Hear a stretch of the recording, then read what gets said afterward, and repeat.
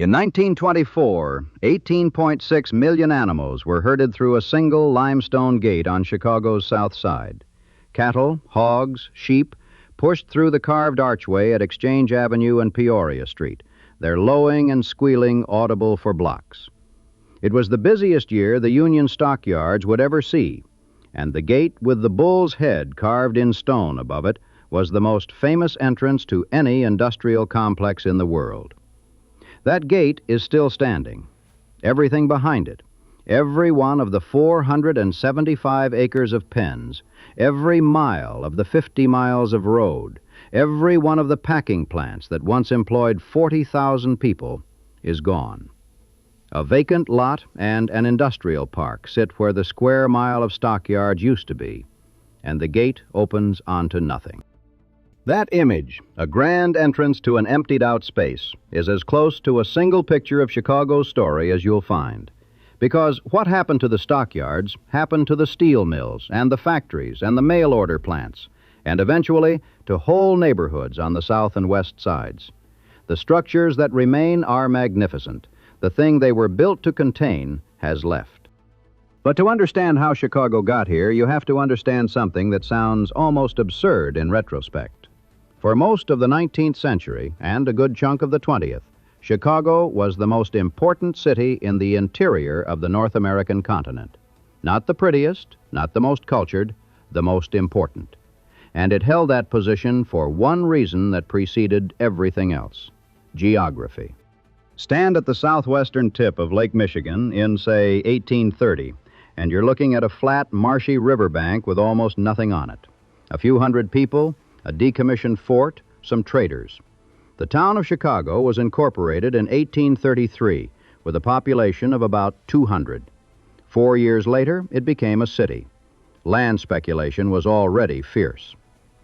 But what you can't see from that riverbank is what engineers and speculators already understood. This spot is where the Great Lakes system, which connects to the Atlantic via the St. Lawrence, nearly touches the watershed of the Mississippi, which drains to the Gulf. A short portage, and eventually a canal, connects the two greatest water systems on the continent. Whoever controls this spot controls the flow of goods between the eastern seaboard and the interior of America. The Illinois and Michigan Canal was completed in 1848. That same year, the Galena and Chicago Union Railroad ran its first locomotive, a small engine called the Pioneer, out of Chicago heading west. And from that moment, the city simply detonated. In 1852, a resident marveled in print, "Can it be wondered at that our city doubles its population within 3 years, that men who were trading in small 7-by-9 tenements now find splendid brick or marble stores scarcely large enough?" By 1850, the population was nearly 30,000. By 1860, just 12 years after that first locomotive, Chicago had 112,000 residents and was served by 11 different railroads. 11 railroads, all converging on one city because the geography made it the natural transfer point between east and west. The iron and timber for rail ties came from Minnesota and Wisconsin. The coal to fire the steam engines came from downstate Illinois. Every resource needed to build the railroad network sat within reach of Chicago, and every line that was built made Chicago more indispensable. No other city in America grew at that rate, and very few cities in the history of the world have ever matched it. The railroads didn't just bring people, they brought an idea that Chicago's role was to be the place where raw things became finished things, where wheat became flour, timber became lumber, cattle became meat. This was not a city built on culture or government or old wealth. It was a conversion engine. The prairie poured in from the west, and the products went out to the east, and Chicago sat in the middle, taking a cut of everything that passed through. That logic reached its most spectacular expression on Christmas Day, 1865. When 7 stockyards and 9 railroad companies opened the Union Stockyards on 320 acres of swampland they'd bought from John Wentworth, a former mayor and congressman everyone called Long John. The idea was consolidation. Instead of dozens of small, scattered pens where farmers sold animals to packers, everything would funnel through one centralized operation. The railroads would bring the livestock in, the packers would slaughter them, and the dressed meat would go back out on the rails. It was, in the most literal sense, an assembly line, or rather a disassembly line, before the word existed.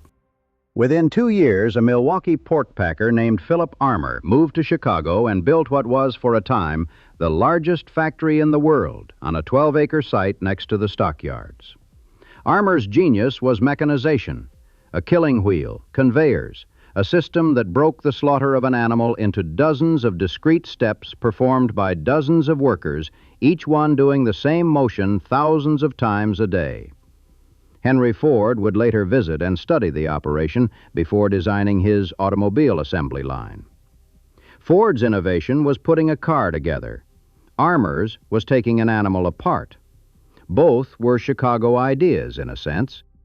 The packers used everything. Bones became fertilizer, fat became soap, hides became leather, hooves became glue. The saying was that the only part of the pig they didn't use was the squeal. And the scale was staggering. By 1900, the stockyard complex contained 50 miles of roads and 130 miles of track along its perimeter. 500,000 gallons of Chicago River water were pumped in every day. So much waste drained into the south branch of the river that a section of it became known as Bubbly Creek, named for the gases of decomposition that rose from the slaughterhouse runoff. The creek bubbles to this day. Then came Gustavus Swift, a Boston butcher who arrived in 1875 and saw something that everyone else had overlooked. It was insane to ship live cattle across the country when you could slaughter them in Chicago and ship the dressed meat in refrigerated railroad cars. The railroads fought him viciously. Live animals filled far more boxcars than dressed beef, and boxcar volume was railroad revenue.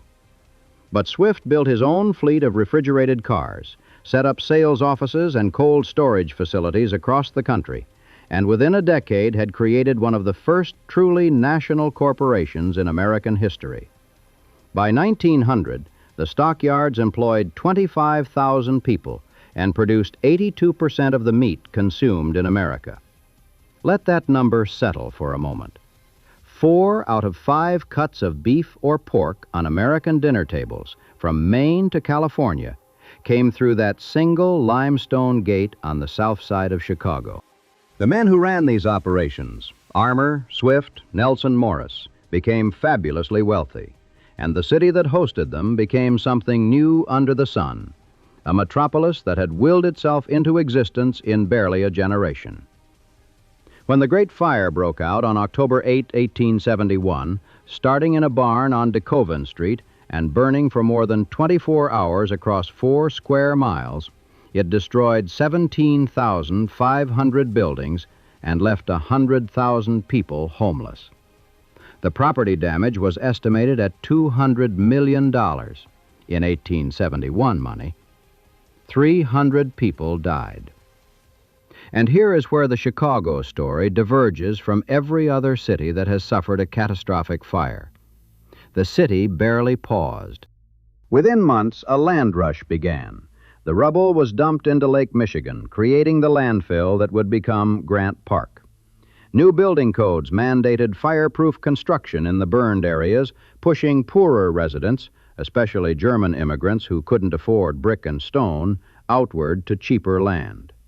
And then, when a second fire struck in July 1874, burning 50 more acres and proving that wooden construction was still a death trap, the insurance companies and the city government got serious.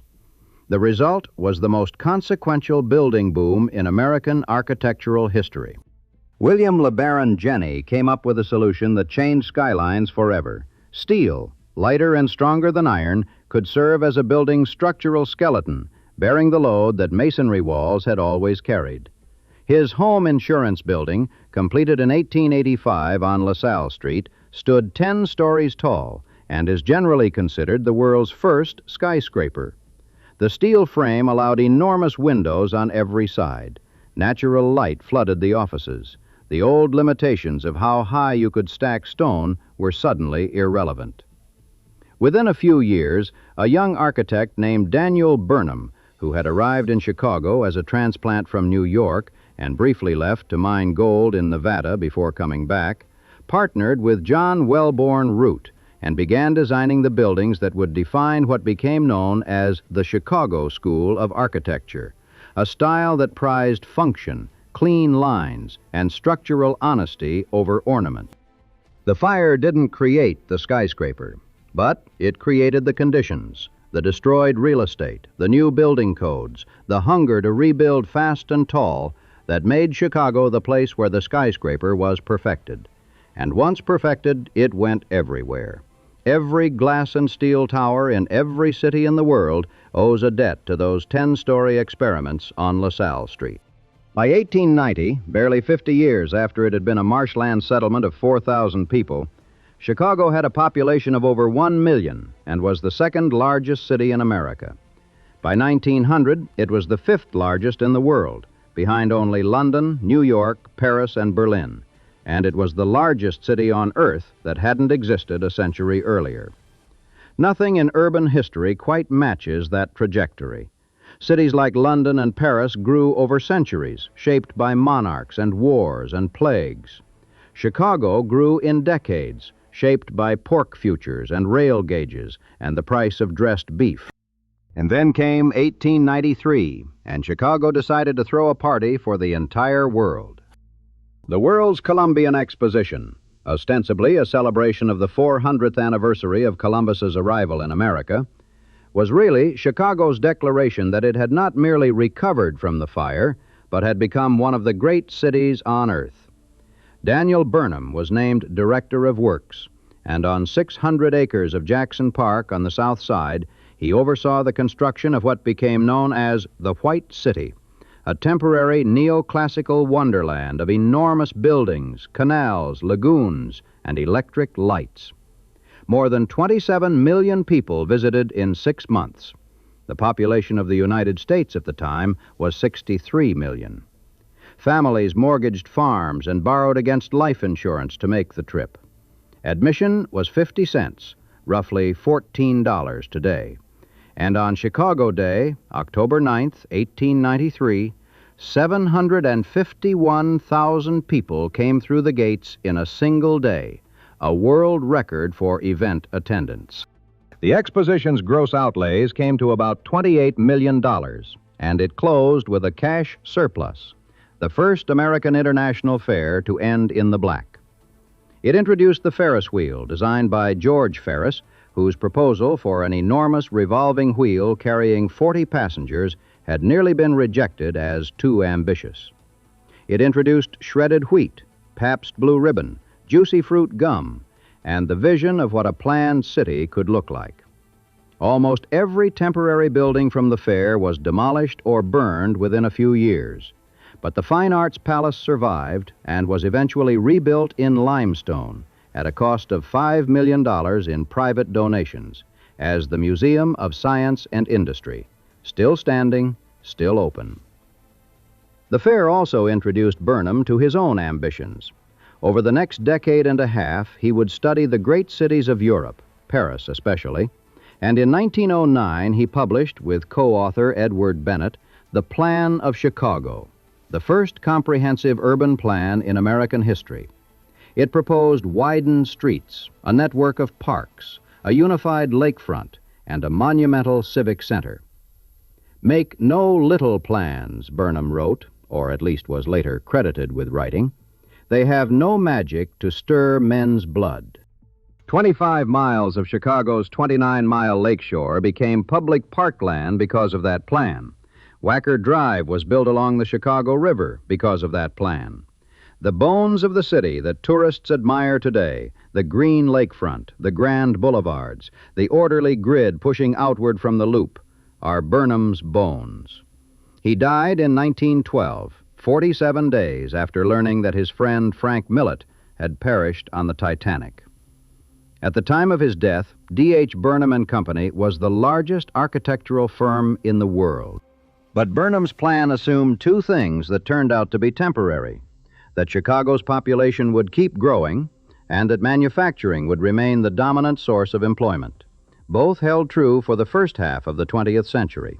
Both stopped being true in the second half. The decades between the plan and the peak were Chicago's golden age, though nobody at the time thought to call it that, because golden ages are only visible in retrospect. The population climbed past 2 million, then past 3 million. The Great Migration, one of the largest mass movements of people in American history, brought hundreds of thousands of black Southerners north, drawn by factory wages that paid $3 to $5 a day, 4 to 6 times what a farm laborer earned in Mississippi or Alabama. Most came from Mississippi and Louisiana, traveling on the Illinois Central Railroad, a direct line from the Delta to the South Side. The Chicago Defender, the city's leading black newspaper, waged an extraordinary campaign encouraging migration, publishing stories of Southerners who'd made it in the city, running editorials that compared the injustices of the Jim Crow South with the opportunities of the industrial North.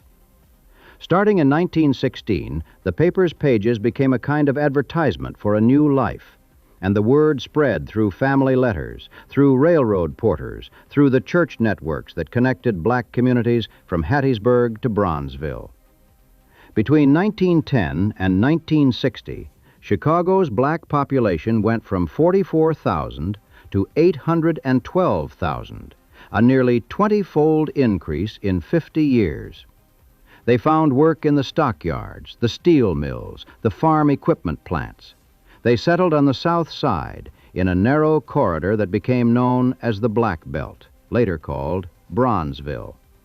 They built churches and businesses and a musical tradition, Chicago blues, the electrified sound that would become rock and roll, within the boundaries of a segregated city that confined them through restrictive covenants, redlining, and violence. Meanwhile, the business of making things, the activity that justified Chicago's existence, kept scaling. Sears, Roebuck and Company had arrived in the 1890s, founded when a railroad station agent named Richard Sears purchased an unclaimed box of watches and resold them at a profit. He partnered with a watchmaker named Alva Roebuck, moved to Chicago because the railroads and the postal system made it the ideal base for a mail-order operation, and built what became the Amazon of its era. When Roebuck sold out, a clothing manufacturer named Julius Rosenwald bought in, and under Rosenwald's management, the company's sales climbed from $750,000 to $50 million in a dozen years. In 1906, Sears opened a catalog plant and headquarters on Chicago's West Side, in the North Lawndale neighborhood. 3 million square feet, the world's largest commercial building, a 40-acre campus with its own power plant, its own fire department, its own bank, its own police force, a city within a city. By 1907, annual sales hit $50 million. The Sears catalog, the big book, eventually ran to more than 1,000 pages and sold over 100,000 items, including entire houses. Between 1908 and 1940, Sears shipped more than 70,000 homes by rail, the nails and lumber and staircases arriving in pieces with instructions for assembly. The American dream delivered by freight car from Chicago. In 1950, the census counted 3,620,962 people in Chicago. It was the peak. Nobody knew it was the peak. The stockyard gate still stood at Exchange Avenue, and animals still moved through it, though fewer each year. The steel mills on the southeast side, South Works, Wisconsin Steel, Republic Steel, still glowed orange at night, their blast furnaces visible from the expressways. The Sears campus on Homan Avenue still hummed with catalog orders. The railroad still converged on Union Station. If you'd stood on Michigan Avenue in 1950 and looked south toward the stockyards and east toward the lake and west toward the factories, you'd have seen a city that appeared permanent, a city made of steel and stone and concrete, a city that had rebuilt itself from a fire and then built itself into one of the great metropolises of the world. But the machine was already beginning to shift in ways that were hard to see from Michigan Avenue. The first crack was transportation. The stockyards had existed because railroads converged on Chicago, and refrigerated rail cars could move dressed meat from the packing plants to every corner of the country. But after the war, the interstate highway system made it possible to move meat by truck, and trucks didn't need to pass through any particular city. Meatpacking companies could build plants closer to the ranches in small towns in Colorado and Nebraska and Kansas, where land was cheap, unions were weak, and workers would accept lower wages. By the mid-1950s, major byproduct processing companies were leaving the stockyards. Swift and Armour followed. On July 30th, 1971, the Union stockyards closed for good. 106 years of operation ended with a midnight deadline. The National Wrecking Company came in and cleared 102 acres of pens and 50 acres of auxiliary buildings, including the 8-story Exchange Building. They left the gate. The steel mills went next, though it took longer and hit harder. Wisconsin Steel closed without warning on March 27, 1980, and 3,400 people lost their jobs overnight. Chase Manhattan Bank told the workers in April that their final paychecks had bounced. Many of them had spent their entire careers at the mill. Some were second-generation steel workers, and they didn't apply for unemployment because they believed the mill would reopen. It didn't. Within a decade, 800 of the 3,400 former workers were dead, many from alcoholism, suicide, and stress-related illness. Yeah, we thought we were middle class there for a while, one steelworker's daughter overheard her father musing. We were almost middle class. U.S. Steel's South Works, which had employed more than 20,000 people at its peak, 20,000, closed in 1992. The plant had sat on the shore of Lake Michigan for more than a century. Today, the concrete foundations remain because they were so massive that the demolition crews couldn't remove them. They stand like the ruins of a fortress, 30 feet tall, along the lakefront. Republic Steel, LTV Steel, Acme Steel, they all closed between the 1980s and the early 2000s. In 1960, manufacturing had employed more than 500,000 workers in Chicago and accounted for more than a third of all jobs held by city residents.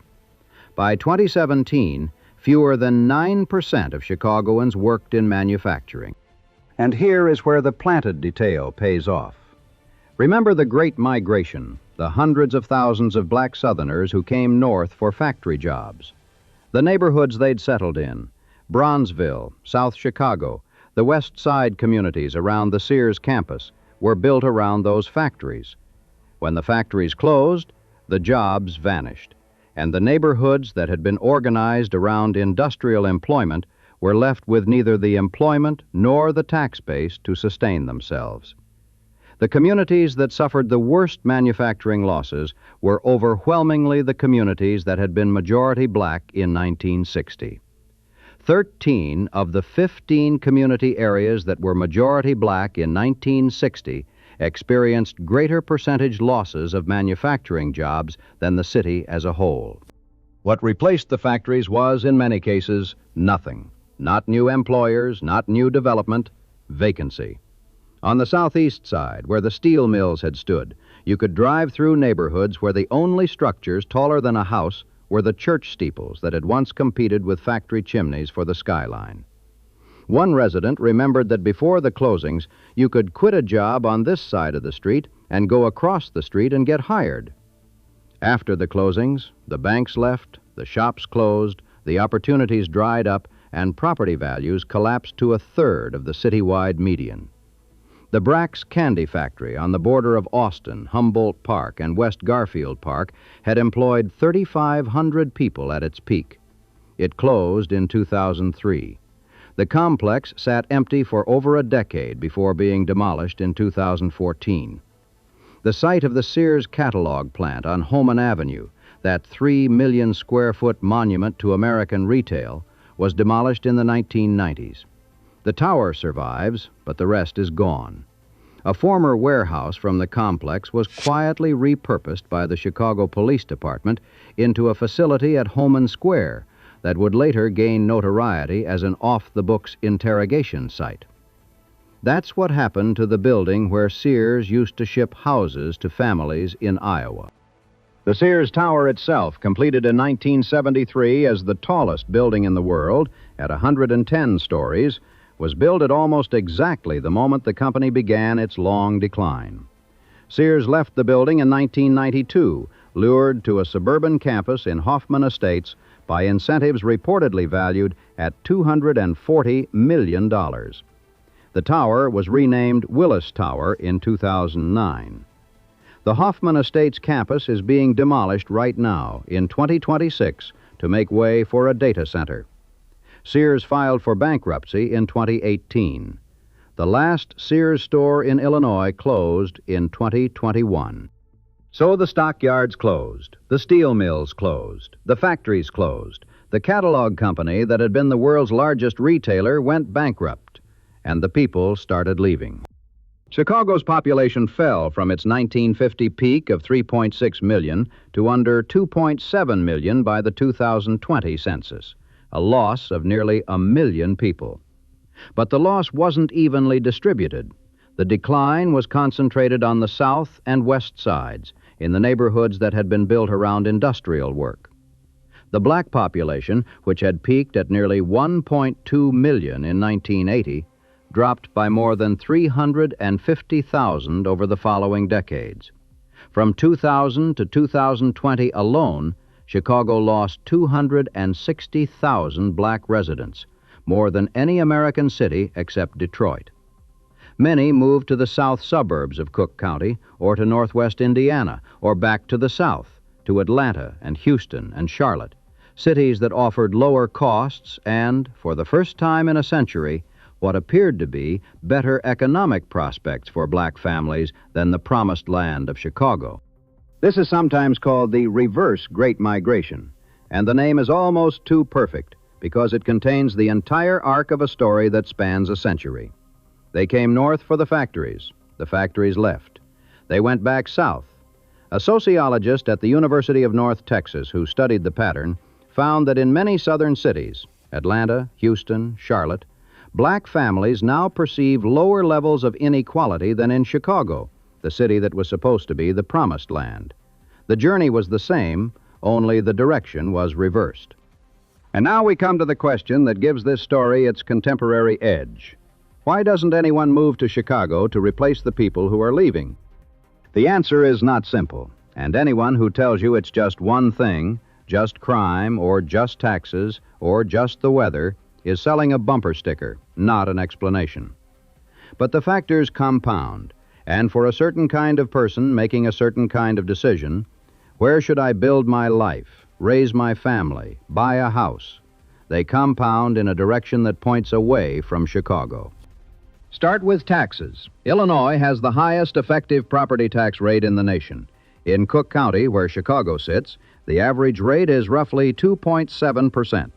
On a $400,000 home, that's $10,800 a year in property taxes alone.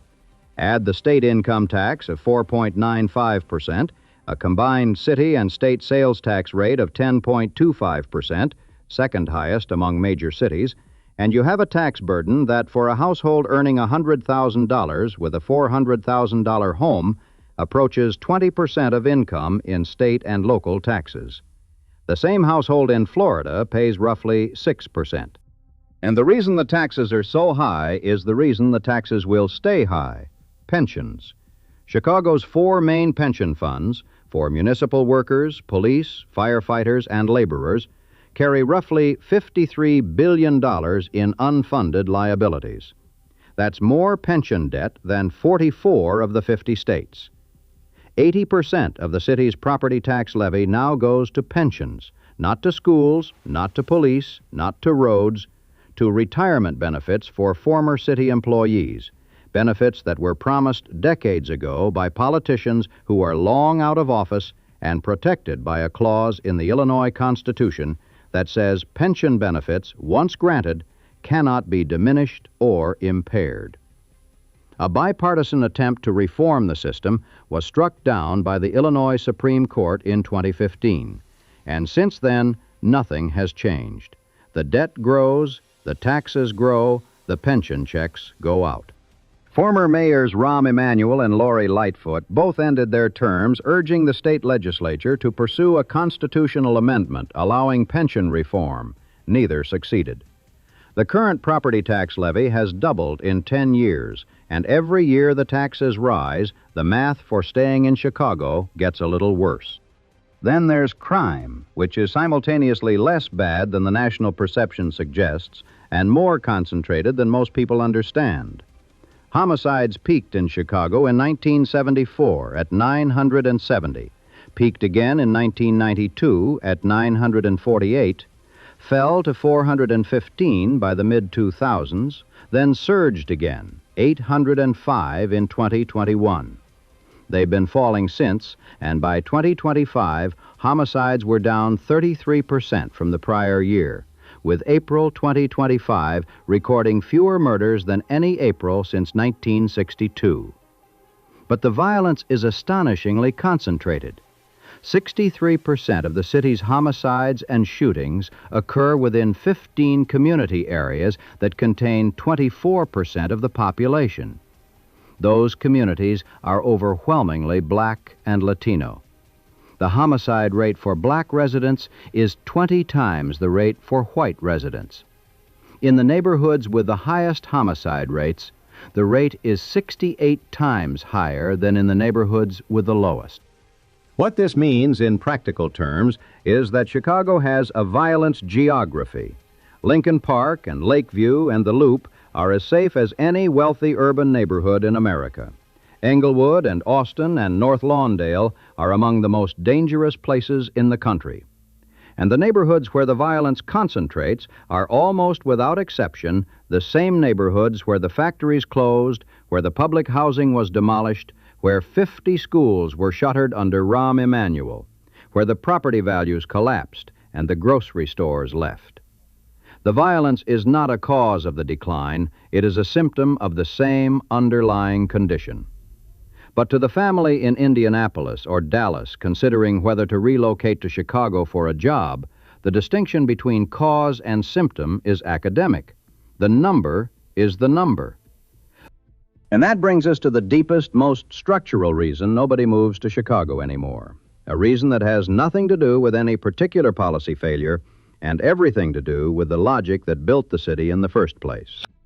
Chicago was built to be the hub. The railroads converged there because the geography demanded it. The stockyards were there because the railroads were there. The steel mills were there because the stockyards and the railroads needed steel. The factories were there because the workforce was there. The workforce was there because the factories were there. It was a self-reinforcing system of staggering power, and for a century it made Chicago indispensable. You could not move goods across the American continent without passing through Chicago. You could not eat meat in America without it coming through Chicago. You could not buy a house from a catalog without it shipping from Chicago. None of those things are true anymore. Trucks replaced trains for most freight. Meatpacking decentralized to the Plains states. Manufacturing went south and overseas. The catalog became the Internet, and the Internet doesn't have a hub. The continental machine that Chicago was built to serve still exists, but it no longer needs a single physical center. It is distributed now, running on highways and fiber optic cable and container ships that dock in Los Angeles and Houston and Savannah. Chicago is still the nation's busiest rail hub. Over 500 freight trains pass through the region every day. But rail freight doesn't generate the downstream employment that it used to. You don't need 40,000 stockyard workers if there are no stockyards. You don't need 20,000 steel workers if there's no steel mill. What Chicago has instead, and this is not nothing, is a world-class downtown, one of the finest collections of architecture on earth, a major financial sector, top universities, and a cultural infrastructure that most American cities would envy. The Loop is alive. The lakefront is gorgeous, Burnham's gift to the city. There are tech companies and trading floors and hospitals and restaurants.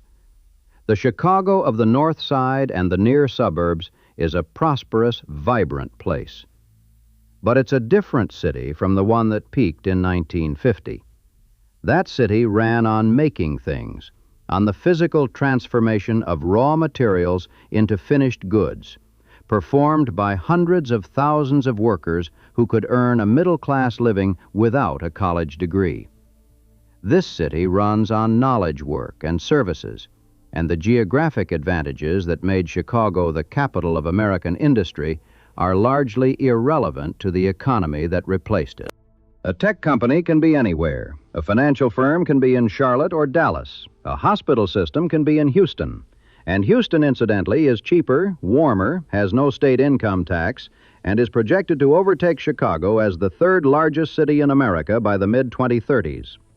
For a remote worker earning a Chicago salary, moving to a low-tax state can save $15,000 to $20,000 a year, enough over a decade to pay for a house.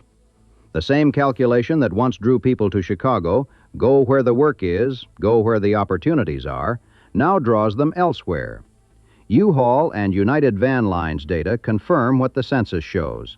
More people are packing trucks leaving Illinois than arriving. The state has lost population in 9 of the last 10 years. Meanwhile, the obligations of the old city, the pensions promised to the workers who built it, the infrastructure designed for a population of 3.5 million, the debt accumulated over decades of deferred maintenance and political compromise remain. The tax base shrinks, the bills don't. And the shrinking itself makes the problem worse. Fewer taxpayers means each remaining taxpayer shoulders a larger share, which makes the city less attractive, which pushes more people out, which shrinks the base further. Economists have a name for this dynamic, but the families loading up a moving truck for Indianapolis or Nashville don't need the jargon. They know what it feels like. The property tax bill arrives, and it's higher than last year, again. And the schools didn't get better, and the potholes didn't get filled, and the money went to pensions for people who retired before you moved in. The math stops working. And once it stops working, the warmth you feel for the city, the lakefront, the architecture, the neighborhoods you love, isn't enough to overcome the spreadsheet. The Union Stockyard Gate still stands at Exchange Avenue and Peoria Street, right where it stood since 1879. It's a handsome thing, limestone, with that bull's head looking out over the street, flanked by 2 smaller arches. The city designated it a landmark in 1971, the same year the stockyards closed. Behind it, there's a small park with an informational plaque, and beyond that, a business campus and some distribution warehouses, and a whole lot of flat, empty land where a square mile of industry used to employ a small city's worth of workers. On a quiet afternoon, you can stand at the gate and look through it toward the south, and the sound is just wind and traffic. No cattle, no trains, no factory whistles. The gate was built for a world that ran through Chicago, and now the world runs around it. The stone is still good, the arch still holds, the bull still stares out, waiting for something to come through.